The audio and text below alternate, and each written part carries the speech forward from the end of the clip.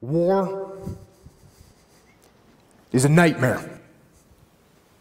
War is awful. It is indifferent and devastating and evil. War is hell. But war is also an incredible teacher, a brutal teacher. And it teaches you lessons that you will not forget. In war, you are forced to see humanity at its absolute worst. And you are also blessed to see humanity in its most glorious moments. War teaches you about sorrow and loss and pain. And it teaches you about the preciousness and the fragility of human life. And in that fragility, war teaches you about death.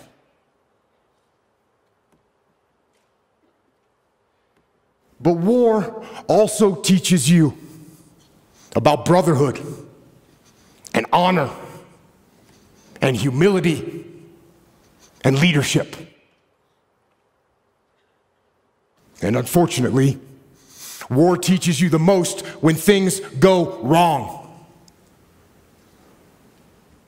And for me, one of the most impactful lessons that I learned from war was in the spring of 2006 in the city of Ramadi, Iraq, which at the time was the epicenter of the insurgency, where brutal and determined terrorists ruled the streets with torture and rape and murder.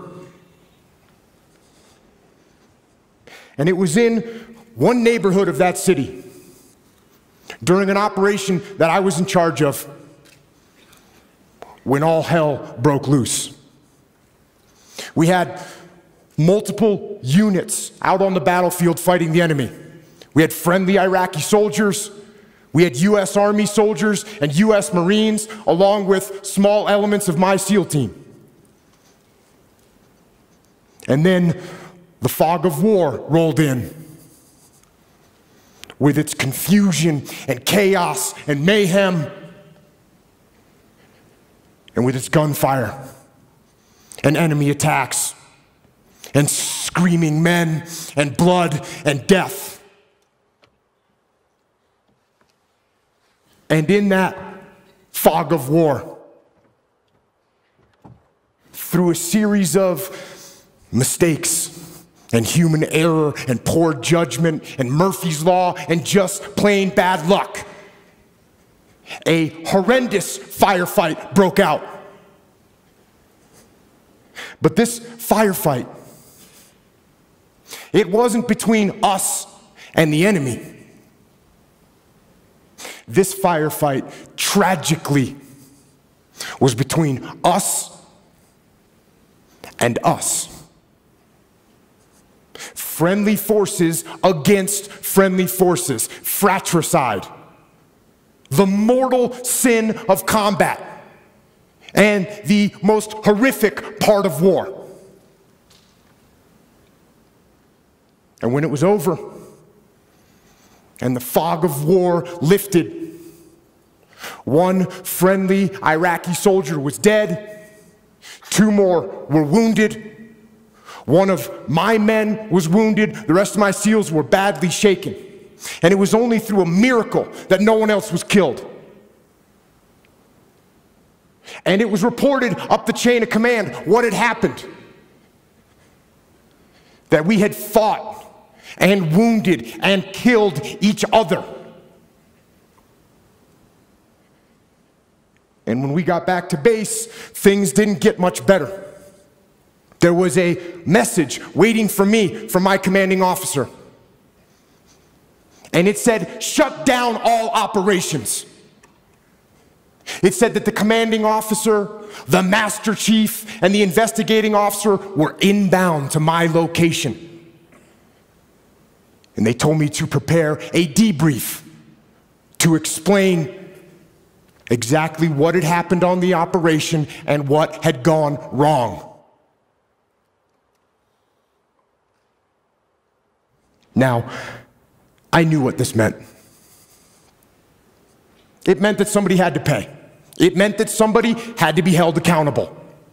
It meant that somebody had to get fired for what had happened. So, I began to prepare my debrief.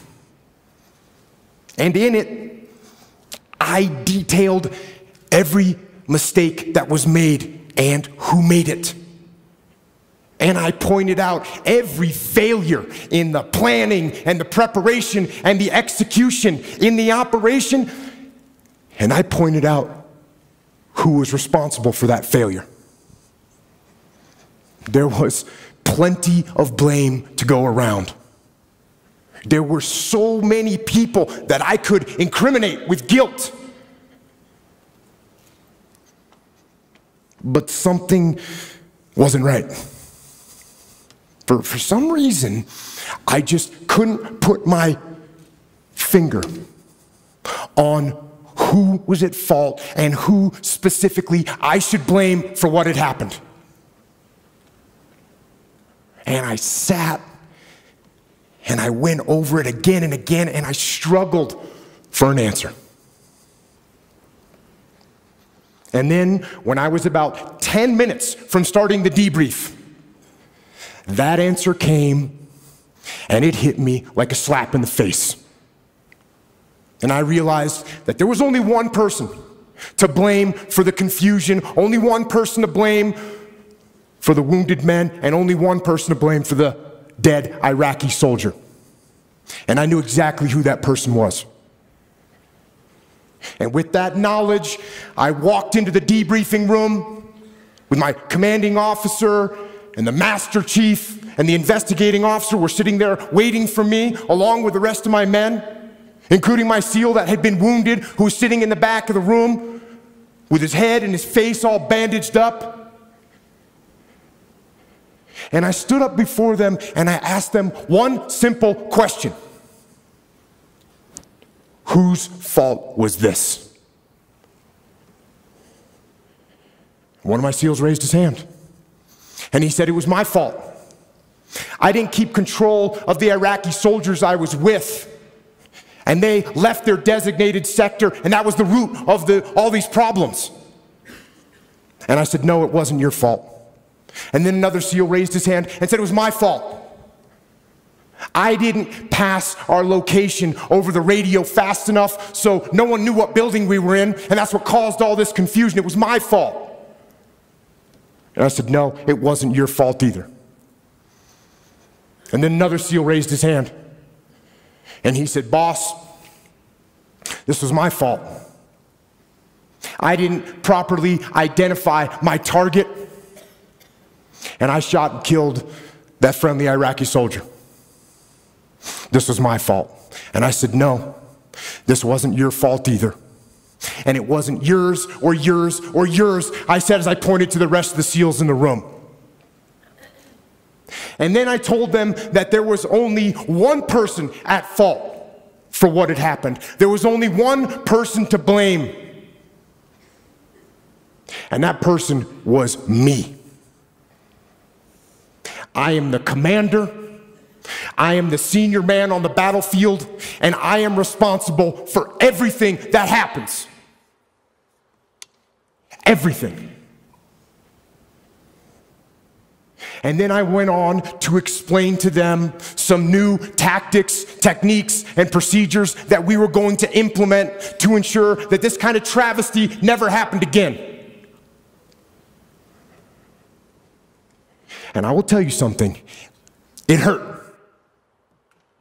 It hurt my ego. It hurt my pride to take the blame. But I also knew.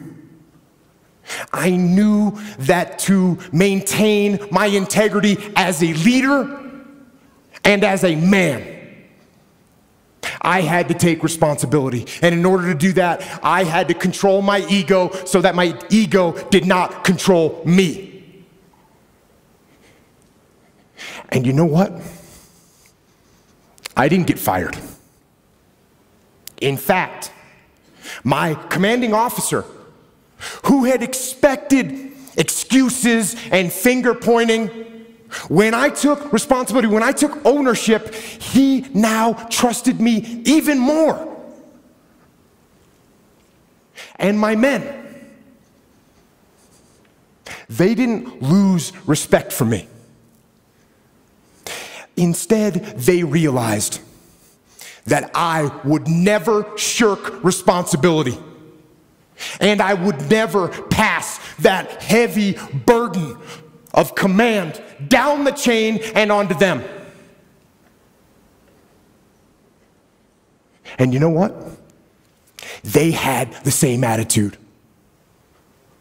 Unlike a team where no one takes ownership of the problems and therefore the problems never get solved, with us, everyone took ownership of their mistakes. Everyone took ownership of the problems. And when a team takes ownership of its problems, the problems get solved. And that is true on the battlefield, it is true in business, and it is true in life. So I say, take ownership. Take extreme ownership. Don't make excuses. Don't blame any other person or any other thing. Get control of your ego. Don't hide your delicate pride from the truth. Take ownership of everything in your world, the good and the bad. Take ownership of your mistakes, take ownership of your shortfalls, take ownership of your problems, and then take ownership of the solutions that will get those problems solved. Take ownership of your mission.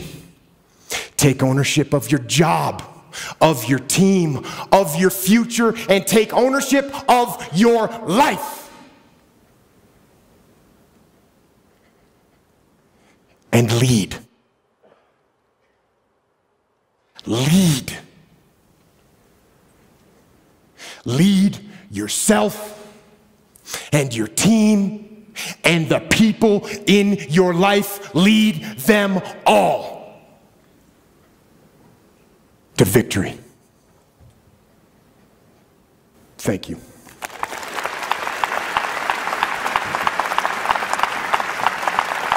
Thank you very much.